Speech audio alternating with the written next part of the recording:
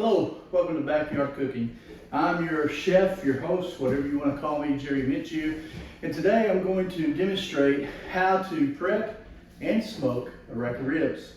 And the first step you want to do is make sure you pick out a good rack of ribs, whatever your favorite kind is. You have baby back, you have spare ribs. Today we are going to be doing spare ribs. So the first thing what I do, I've already done prep for the video, is I've unpackaged my ribs, I've washed them, put them on a pan with some paper towel just to soak up all the water that's on them. And we just want to make sure they get good and dry, no water left on them. And then the next thing that we want to do, we want to flip it over, and right here in this part of the ribs, there's a membrane on it. Some people cook that membrane. Myself, I like to take it off. It's real simple.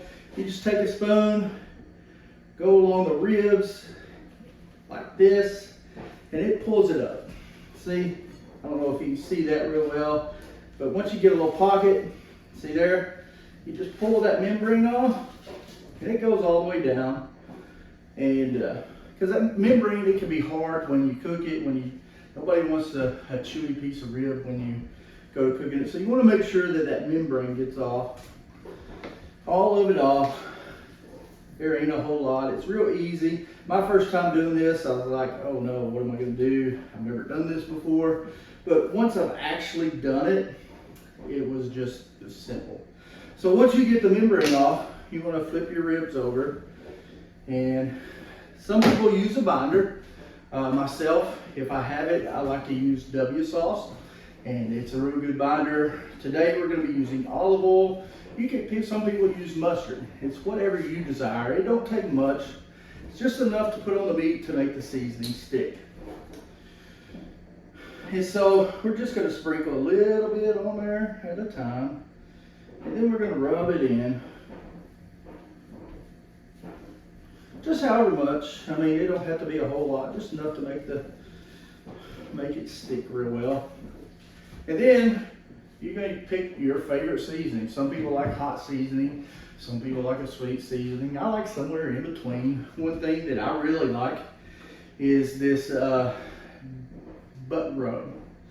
Funny name, but it has a good, not too hot, but not too sweet.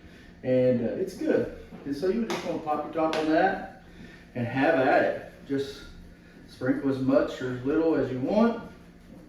Make sure you cover all the area.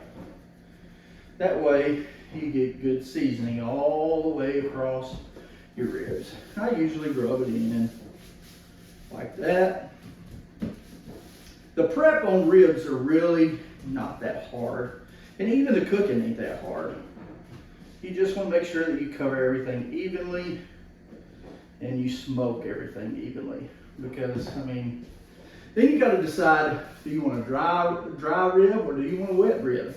Those are all things that you need to decide before, because a dry rib, you don't do as much work. A wet rib, after you finish doing your initial smoke, you're going to go back and put your favorite barbecue sauce on it or whatever you like, and you're going to put it back on the rib and let that barbecue sauce get tacky, and that's what they call a wet rib. So we've done the front side of the ribs. You can see it's pretty evenly coated. And we're going to flip it over, and then we're going to put a little oil on the back and repeat the same process.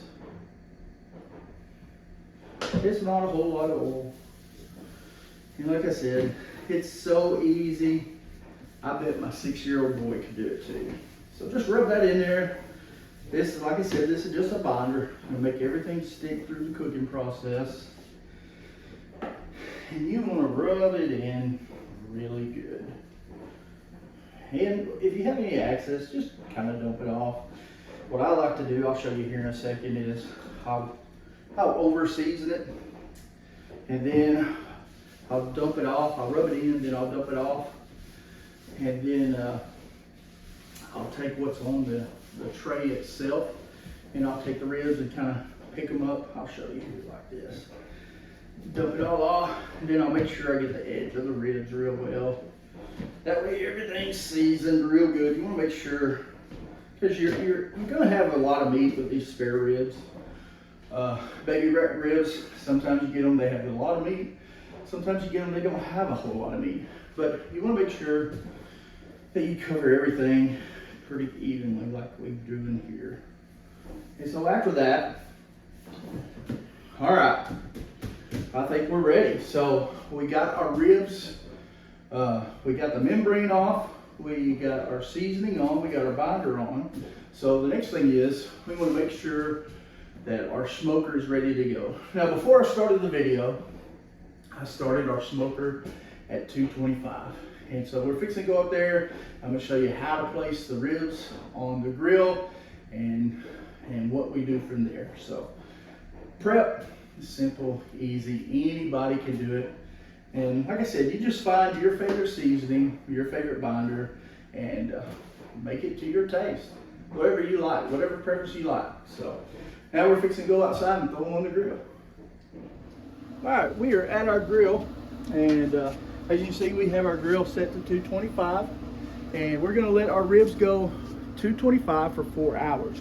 And so you kind of want to place your ribs kind of in the center of your grill, of your smoker, whatever.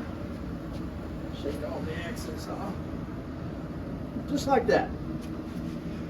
I like a little bit of more of a smoke flavor on my ribs, and so I'm using a pellet grill, which is good. You can use regular wood, or even if you have just a regular gas grill, you can turn that into a smoker. It's real easy. If you have questions about that, you can email me or text me and I'll help you with that. But I got a smoke tube, so I filled it up with pellets, lit it on fire, and it's gonna add a little bit more smoke flavor to the ribs. The pellet smoker is real good, but I like a little bit more smoke flavor. So we're gonna set our ribs in the center rack, in the center of the rack, and we're gonna smoke it at 225 for 4 hours. And then after those 4 hours, we'll pull it out. We will wrap it in tin foil with some apple juice and let it go for another hour. That's gonna make it real tender and stuff. So we'll come back and finish it off after 4 hours. Hey guys, we're back. It's been 4 hours. We've been smoking at 225. And we're gonna open up, see what the ribs look like, and then we're gonna wrap them, put some apple juice on them, and cook them for another hour. So here we go. First reveal. Man, don't these look good? We're gonna wrap them here. And wrapping them is really simple. We want to shut our smoker while we're wrapping so we don't lose a whole lot of heat. But what you do is you take some tin foil and just kind of wrap it like this at first.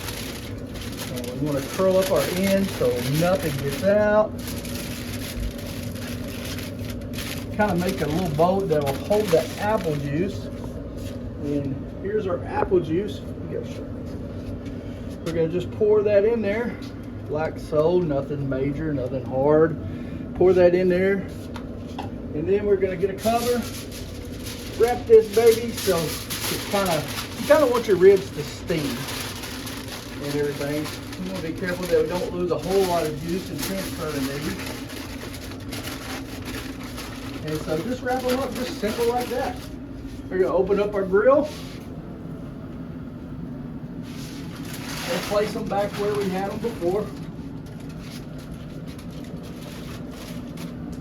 My wife had me smoke some chicken while we were at it, so that's why you see chicken. But we're gonna let that go for another hour. I'm gonna bump up the grill to 250 and just let that go. And we'll come back when they're done in an hour. All right, guys, we've let our ribs wrapped up in tin foil and apple juice for about an hour. We're gonna take them off, and here we go.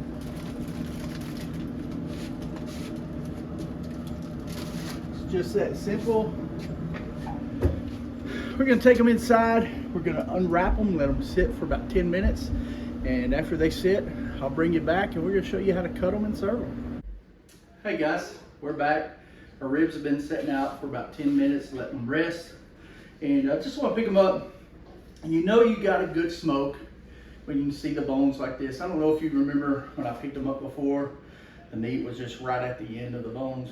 But you know you got a good smoke when you can see the bones. And so we're gonna cut it. And the bones are important when you're cutting. I usually like to cut about 2 at a time. So I'll come here, count 1, 2, and then I'll begin to cut. And you know you got some good ribs when they cut easy like that. When you get down here, they're kind of a little bit more in there since it's a spare rib, but you just want to continue cutting them right down. Just like, I mean, easy cutting, easy cutting. I mean, they almost fall apart for you. You barely have to do any cutting yourself. And so, just that simple, guys. Not a whole lot to it. And the last thing to do after you cut them is to taste them. Look at that. Juicy and just everything good.